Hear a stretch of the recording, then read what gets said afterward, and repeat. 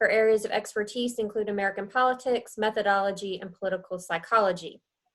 Her main area of research is on gender differences in public opinion, voting, and party identification.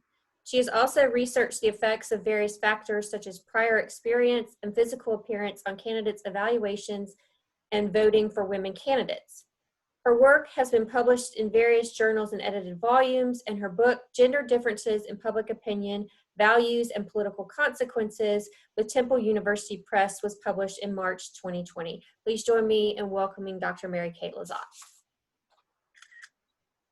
Hello, everybody. Thank you for having me. I'm going to go ahead and share my screen.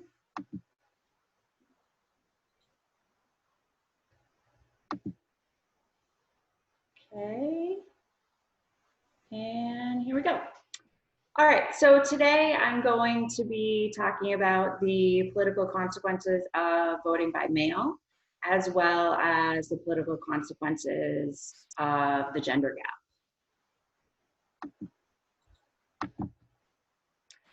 Okay, so the first part on voting by mail. So this is based on a lot of research that has been done by other people. So basically, there's been a lot of articles published on whether or not there are any important political consequences to increasing the number of people who are voting by mail. And overall, taking all of that research together, we see that there's no actual clear partisan advantage. So neither the Republican Party nor the Democratic Party or any of the third parties enjoy some sort of benefit from increased availability of voting by mail. Actually, both parties appear to enjoy a small but equal increase in voter turnout when voting by mail exists or is expanded. In terms of other groups, there do seem to be some important differences that have emerged in the literature.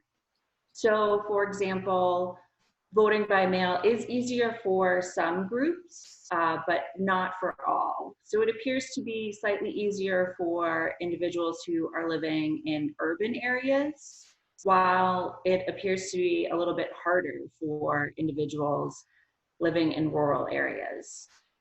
And this is in comparison to not voting by mail. It's also easier for older individuals who are 65 plus. And it's also tends to be easier for younger people who are 18 to 24. So that, mid-range age group, there's no difference for them whether voting by mail exists or is expanded. But for young people, if we think about people who are in college, having voting by mail be an option that's easy to do makes a lot of sense if they're going away to college. And for older individuals who are 65 and over, might not drive regularly, it also becomes easier for them. But people in that middle age group, there's no difference when we look at voting by mail being, highly available or not.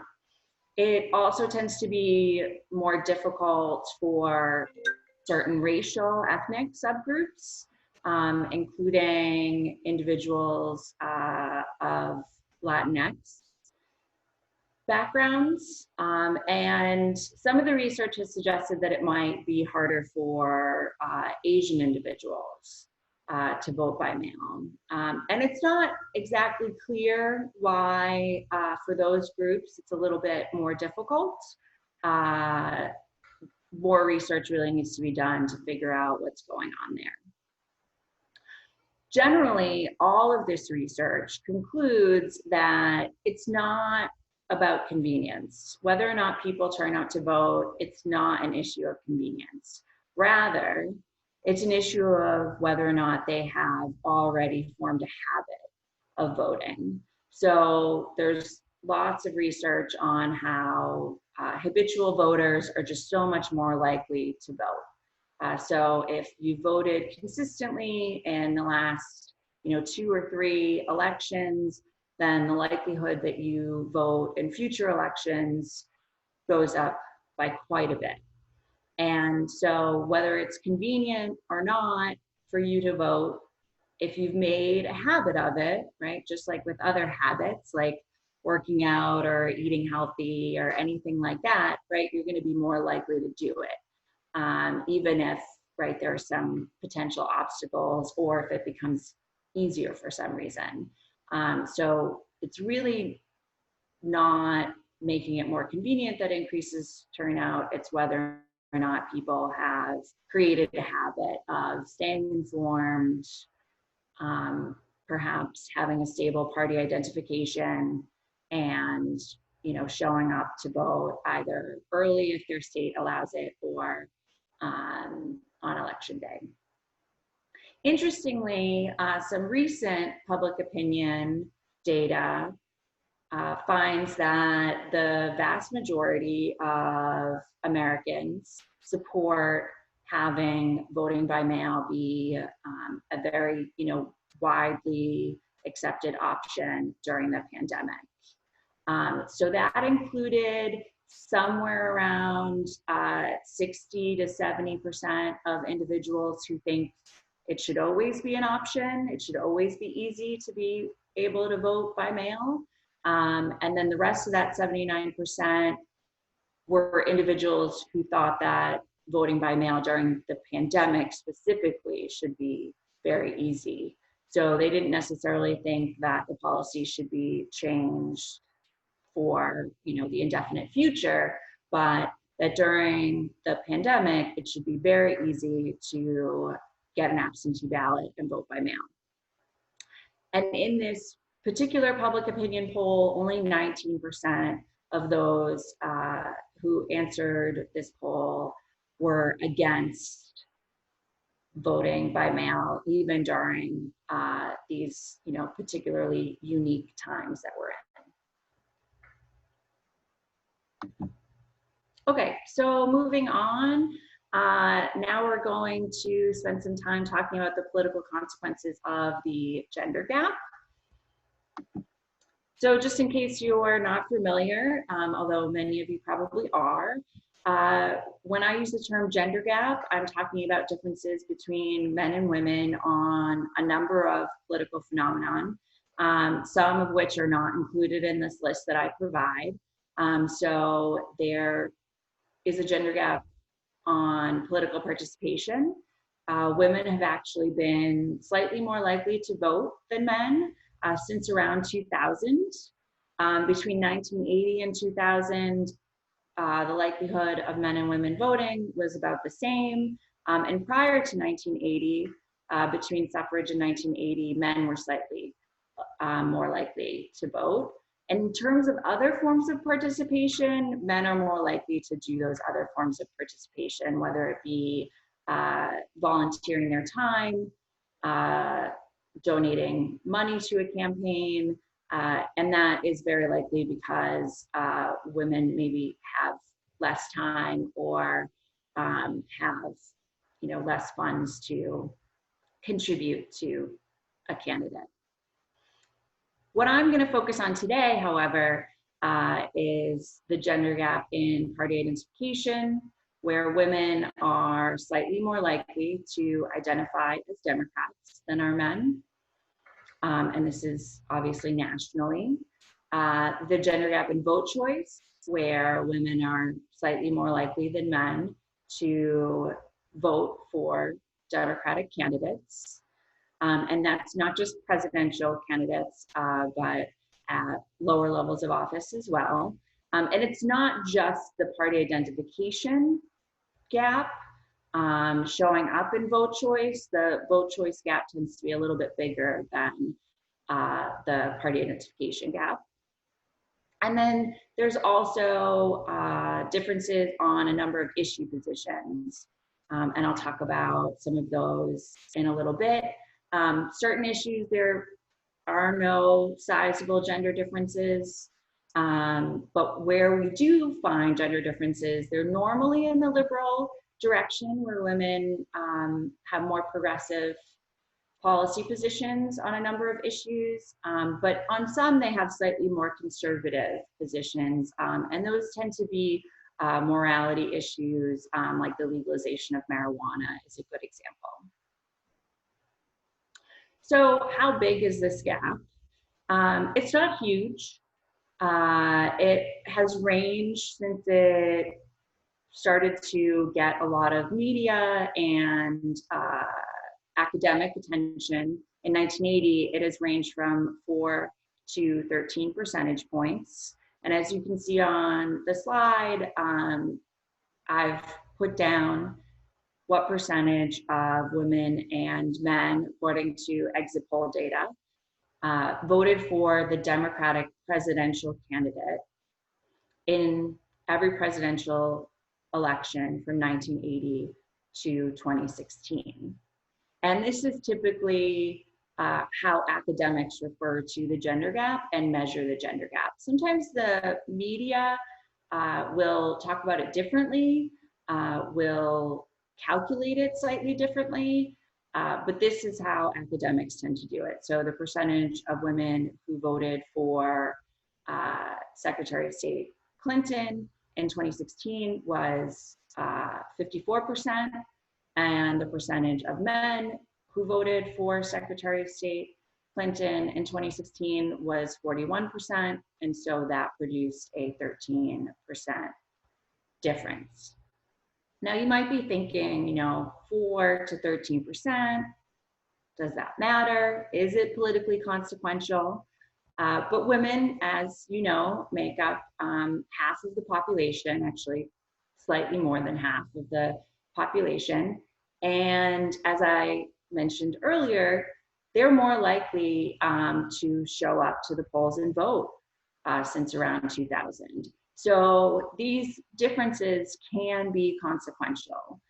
They can influence the direction of elections. And so even though in comparison to, say, the gap between whites and non-whites and their voting behavior, it's much, much smaller. It's still politically consequential because women make up half of the population. And then just one additional note, for anyone who is sensitive to this issue, we often think about gender and sex as being slightly different things. So sex refers to biological difference. Gender refers to society's expectations based on someone's sex.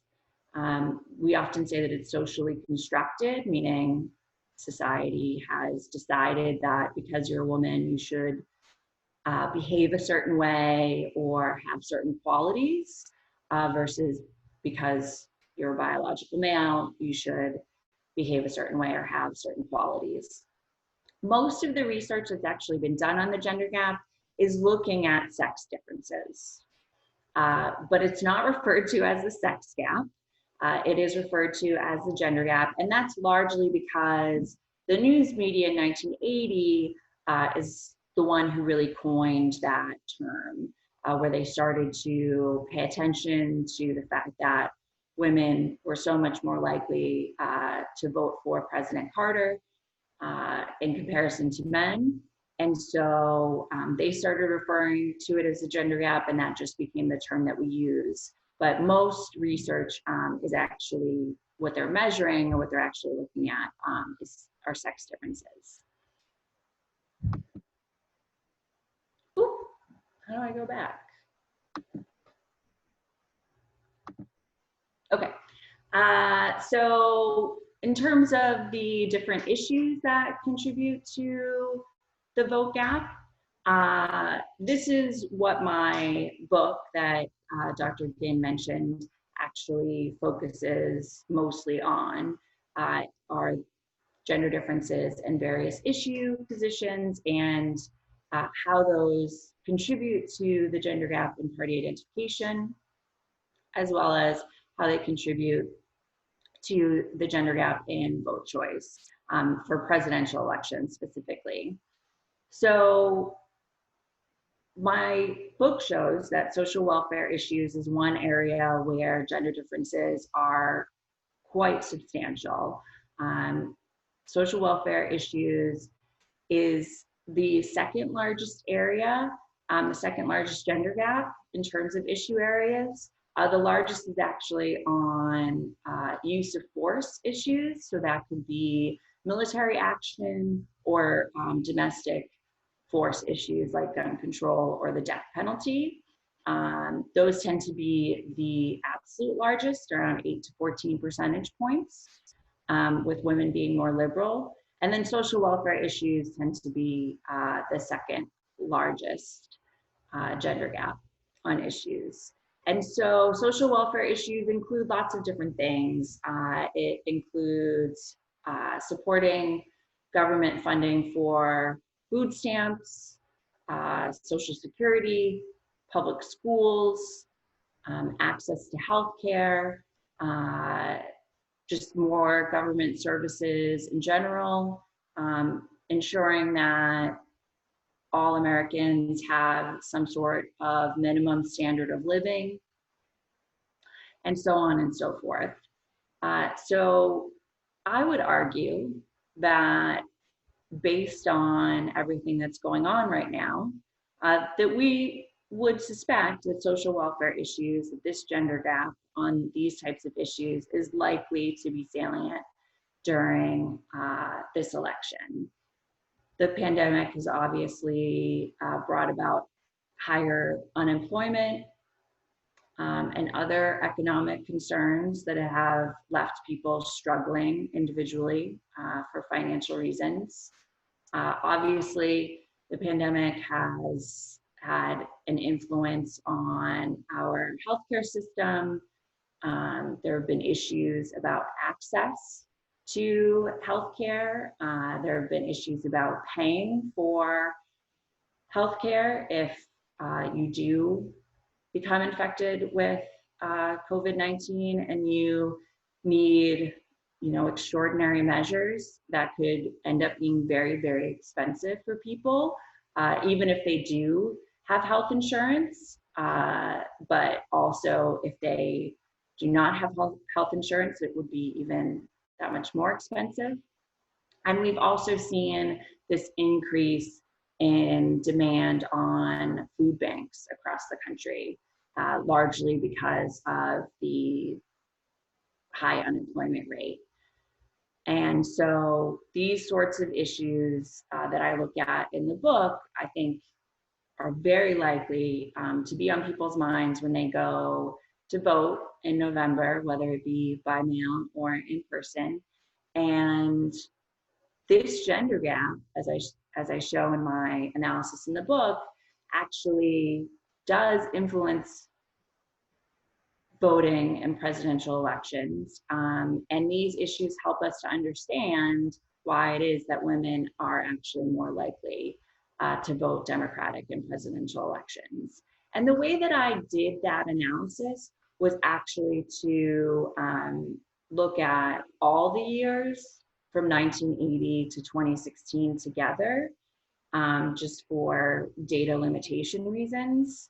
And so I find in general that this is an issue that explains why women are more likely to vote for Democratic presidential candidates, and that it's actually the top issue, it's the top explanation. But for individual presidential years where perhaps some other issue was salient, was a big campaign issue of that period, it's very possible that this wouldn't be the top issue in that particular election year. But the way that I did the analysis, this came out as the top explanation for the gender gap that we see in vote choice. And I think that's going to be true in 2020 as well. Another very important issue that helps us to understand why the gender gap appears in presidential elections are equality issues or minority rights issues. So this includes racial attitudes, policies that try to increase equality for different ethnic and racial groups. This includes LGBTQ rights and policies, and it also includes policies that have to do with women's rights. And so for these issues, I find they also help us to understand why the gender gap from 1980 to 2016 has existed in vote choice. And I would argue that because of the attention that has been given to the Black Lives Matter movement and protests throughout the summer, there was a lot of media attention for those protests and for various instances of police brutality. I think that for a lot of individuals, these sorts of equality issues are going to be on their minds when they vote, when they're thinking about taking the time to actually apply for a vote by mail ballot or to early vote or show up on election day. I think these issues could be very much on their minds. And also, as we saw in 2016, political science research on the 2016 election and voting behavior actually found some interesting results in terms of sexism and how that influenced people's vote choice. And obviously sexism would be related to equality issues. And I think, again, having a woman on the ticket for the Democratic Party, as there was in 2016, we could also see some sexism at play.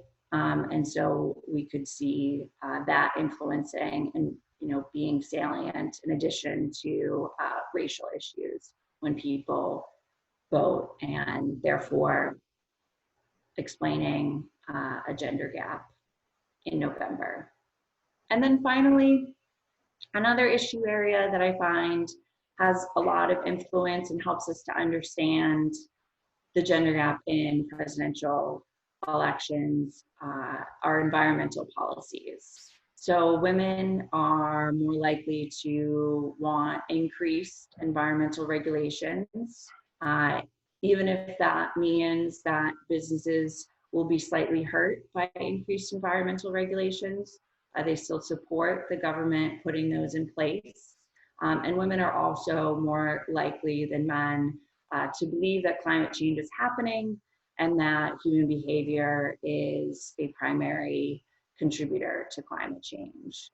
And these sorts of attitudes also help to explain why the gender gap in vote choice emerges. Now, the Democratic National Convention and the Democratic Party's platform does talk about climate change, does talk about environmental policy, but there hasn't been a lot of focus on environmental policy in the news media.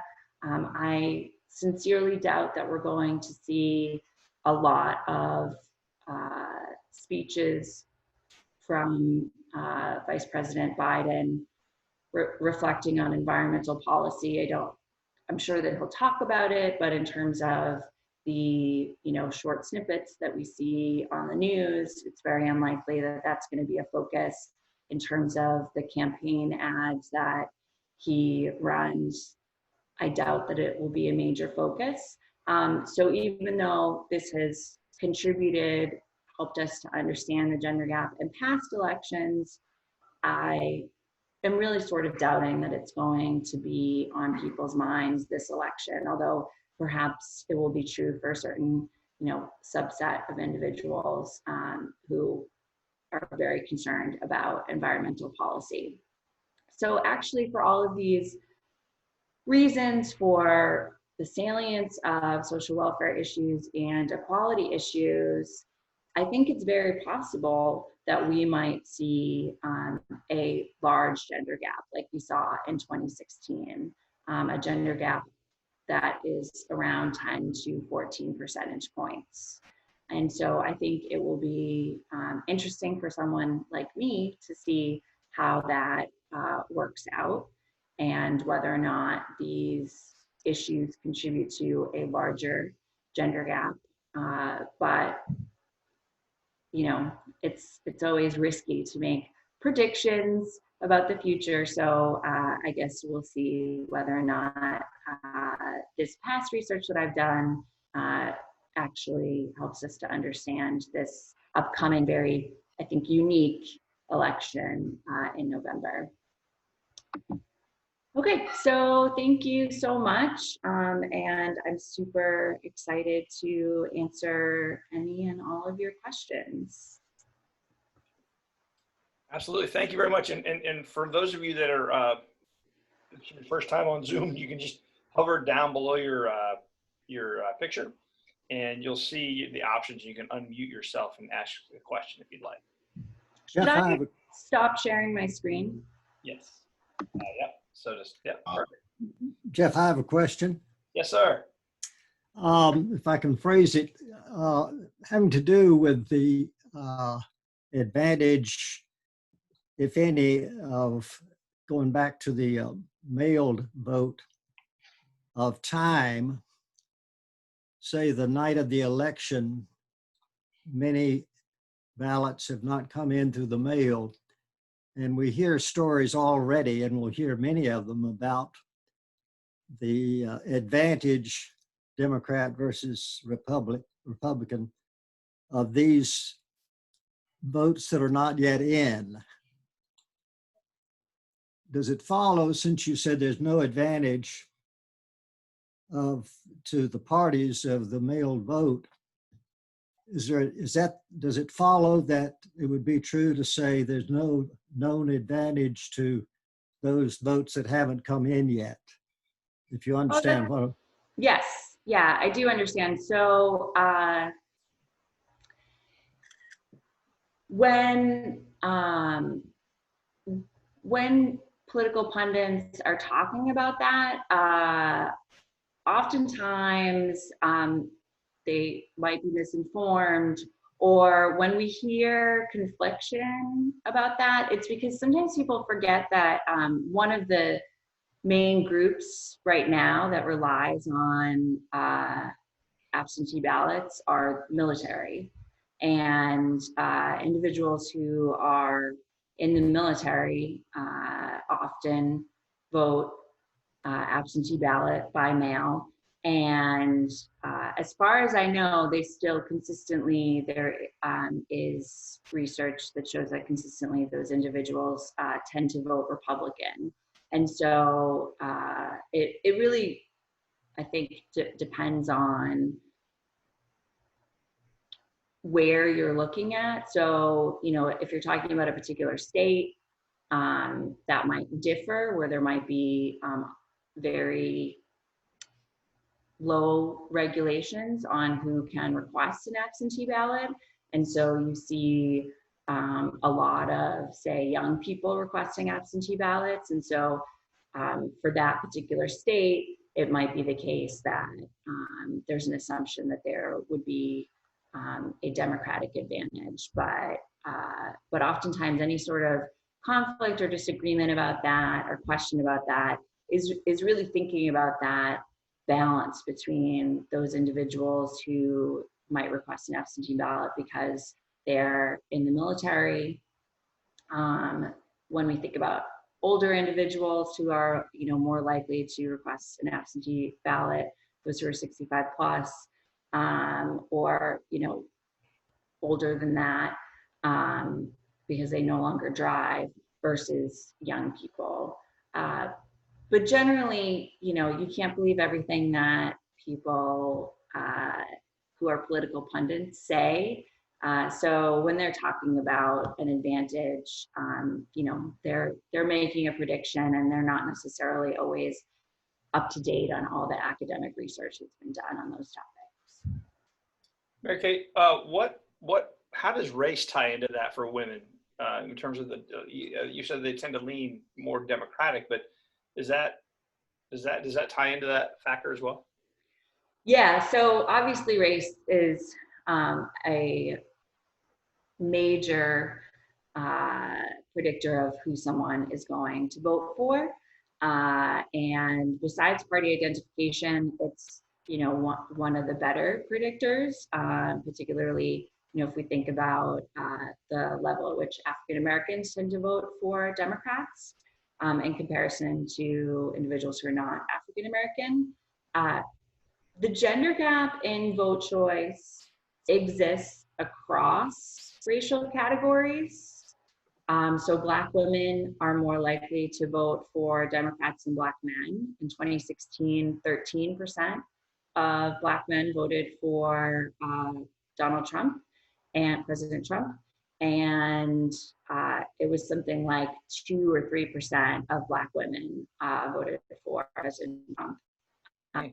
But the gap differs in size when we start to take race into account or other categories. So Black men are much more likely to vote for Democrats than white women are. But then if we start to split up those categories in terms of white women who are college educated versus only have a high school degree, you know, we start to see a lot of difference there too. Having a college education tends to predict a greater likelihood of voting for Democratic candidates. So race definitely matters, ethnicity definitely matters, religious views definitely matter.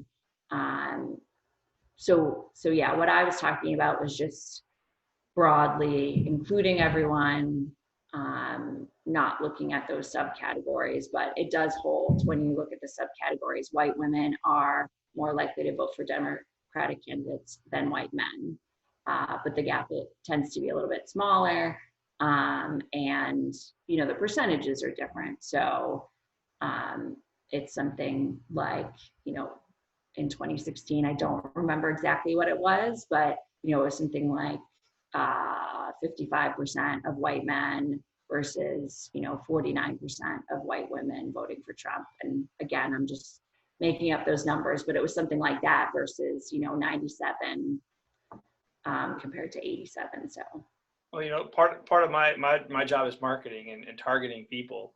And so as a political person, this data must just be so amazing for them because they can know which social media channels to reach people on and who their target audience is based on what you're telling us. So pretty fascinating. yeah, and it's really interesting because we often assume that social media has created this, you know, new opportunity, but it was the case before social media with direct mailings.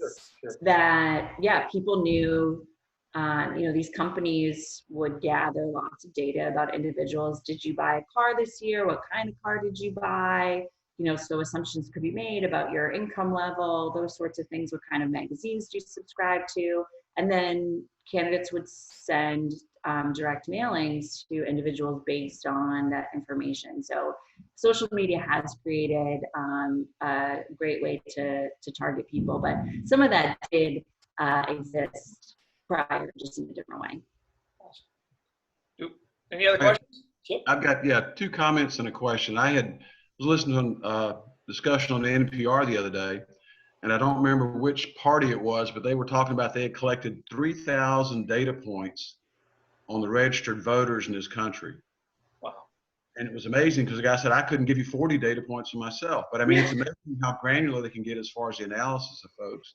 And that's been going on long before social media. I mean, they've done that for years. The other thing is I voted absentee ballot in the last runoff election. And I got a letter last week that said my ballot came in too late to be counted. Of course, being concerned about that, I called them and they said it was postmarked the 1st of August, had to be there by the 11th. It didn't get there till the 12th. And I had a discussion with the elections director about that, and she said that was, you know, their deadline is, I guess, 7 o'clock on the 11th. They allow longer time for military folks, but for folks in town, they don't. So I thought that was something that, I mean, that's a big deal. You know, that was a runoff election, so there was not a high volume of votes for sure. I think they said 109 ballots came in too late. And mine was probably one of the worst case situations, but it's interesting and it's concerning, obviously, when you have that, because this was a local election without not the consequences of a presidential election, but it's still important. The other thing is, and you may have mentioned this, Mary Kate, what research or evidence is there of fraud in mail-in ballots? That's a really great question. Generally, for any type of voter fraud, it's a very, very rare occurrence. And that is true as well for voting by mail. I'm not 100% familiar with the methodology that's been used to look at voting by mail or absentee ballot voter fraud. I'm a little bit more familiar with how they figure out for in-person voter fraud being such a rare occurrence, but I know that there's research that shows that any type of voter fraud is very rare, and it's actually often accidental, where people, not necessarily by mail, but I'm assuming it could happen by mail as well, but in person, where the person just mishears your name, crosses out the wrong person. Perhaps you have a name that is common to someone else, and you don't give the middle initial, so they just see the first one, Richard Smith, and cross you out. And so it's actually an incredibly rare occurrence. It's so yeah, sorry I don't have more specifics for you. And I would say, about that, that's terribly unfortunate about your mail-in ballot situation. I think, the pandemic has obviously stressed the US Postal Service. And then there's been a lot of reporting about it being underfunded more recently, and that there, have been some real pushes to make way for perhaps more reliance on privatized systems like the UPS or other companies that provide similar services. And so I think it's very likely that come November we're going to see the same sorts of problems or issues. From what I understand, if you are concerned about that sort of thing, if you do get a mail-in ballot, you can actually drop it off.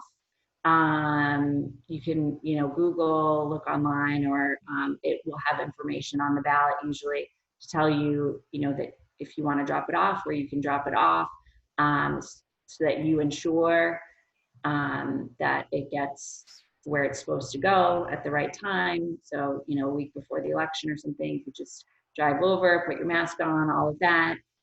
Or they're not supposed to, or in a lot of places, they don't require postage. But if you add additional postage, then that can force the Postal Service to treat it as first-class mail, and that will get it there quicker as well. So there are some options to try to prevent what happening again. Yeah, they do have boxes that the elections director told me about, and I'll probably use that next time if I vote again through absentee. And I thought I had heard something about the post office treating ballots as first-class postage in November, just to help expedite Yeah, things. that's possible. Yeah. Yeah, I thought I heard that as well this weekend. Thank you. Anybody else? I think Jim Ellington's trying to talk. You gotta unmute yourself, Jim, if you're trying to talk. No, it's Nick Uris. I have a question. Can you hear me? I can hear you, Nick. I think Jim was trying to talk too, but he looks like I'm not sure why we're not getting him. But go ahead. We'll let Nick talk while Jim figures out his microphone. Go ahead. So to me, there seems to be a significant difference from an absentee ballot mailed in, where you request it, and ones that they just blanketly send out to people. And how do they verify all these ballots that are just mailed out? In a real world example, I used to live in California, but I haven't been registered to vote in California for 6 years. And I got a letter in the mail saying if I wanted a ballot in one of 18 different languages for California, I could go online and ask for it. So I'm suspecting I could get a ballot to vote in California, even though I haven't been a registered voter for 6 years. How are they, it seems to me there's such a big difference between a requested absentee ballot and blanket mailed ones, but they never talk about that difference. They always refer to everything as a mail-in ballot. So, so some states, everyone votes by mail. Oregon, for example, but otherwise you have to request one. So, the example that you're using, they're notifying you of your ability to request one, but you would still have to go online and request it. And I mean, I would be somewhat surprised if there wasn't any sort of follow-up to find out why you're giving them a Georgia address. But it's possible that they would in fact send it to you. In terms of states like Oregon, where everyone votes by mail, there has been research on that. And again, my knowledge of the research is that there isn't a problem where everyone who's a registered voter receives a vote by mail, but otherwise you do have to request it. As far as I know, most places you have to request it. And depending on the state, certain reasons may be considered valid, while others are not. And so some states are pretty restrictive in terms of what they consider to be a valid reason for requesting an absentee ballot. And so the push right now has been to decrease those restrictions, particularly because of COVID-19, to make it easier for people to request a ballot that they really don't need a reason, or that they can just check a box that says, because of COVID-19. Do we have any I other, hope that answers your question. any other questions that we've got out there? Yeah, I have a question. Yes, Lowell. Is there any markings on the ballot, mail-in ballot, that identifies that ballot as Democrat or Republican? So there's no marking on the envelope that it comes in, or before you open it. Right. If you request, I'm not sure. That's a really good question in terms of for the general election. I know for the primary, if you're registered as a Republican and you request an absentee ballot, you were sent a Republican ballot. If you wanted one, depending on the state and whether or not you're allowed to, vote across party lines. But for the general election, I'm not 100% positive if you can get a straight party ticket mailed to you, but you wouldn't be able to tell until you open it if that was the case. And when returning it, no one would be able to tell without opening it. Well, I saw a video the other day where a husband and wife, one was a Democrat, one was a Republican. I'm talking about the piece you mail back in. His ballot had a D following a serial number, and her ballot had a serial number followed by an R. And they were saying, this couple was saying that was identifying that mail-in ballot is Democrat or Republican. And of course, that could open up some real possibilities for fraud. Yeah, that would definitely be a problem. As far as I'm aware, that is not the case. And in addition, some states, because of the extraordinary circumstances that we are living through right now, you can upload a photo of your filled-in ballot, or at least that was the case for the primary. So that would obviously reduce that issue. But yeah, I haven't heard about them being identifiable. That might have just been an odd, chance coincidence. Could be. Or yeah, I'm not familiar with that. Gotcha. Thanks. Anybody else? Quick questions. We have just a minute or two. Tell you what, we'll be glad to email any questions you might have through to Mary Kate. If you have questions, just email them to myself or Martha, and we'll get those to you. Thank you very much, Mary Kate, for doing this today. We appreciate you. You did a great job. Thank you so much. Thank you. I really appreciate it. And, definitely email questions if you have any. Sounds great. Thank you very much. And thanks for being a resource for us. We've been meeting every other week now with Zoom. And so 2 weeks from today falls on Labor Day, guys. So we're going to actually skip the Labor Day meeting, and we'll have our meeting the week after. That would be September 14th. And we'll have Campbell Vaughn. He's our county extension agent for Richmond County in the area to help with all the different farms and the crops and things like that. He's our plant guy. So that'll be an interesting time to listen to Campbell. And then on September 28th, we'll have our very own Mark Albertin, and he'll be talking about his recent documentary on Augusta. So 2 great speakers lined up for September. Again, keep our Kiwanis families in your thoughts and prayers, and be sure you're reaching out to one another in between these meetings, and just staying in touch. We've got a great club, great people, and there's a lot of folks out there hurting right now. So just be sure to reach out to them. And with that, I want to liven up just a little bit and leave you guys with a little humor. I always get these faces here, but our what rock group has 4 members but never sings? It's clear that would be Mount Rushmore. So we'll leave you with that. Everybody have a great day. Thanks so much. Bye.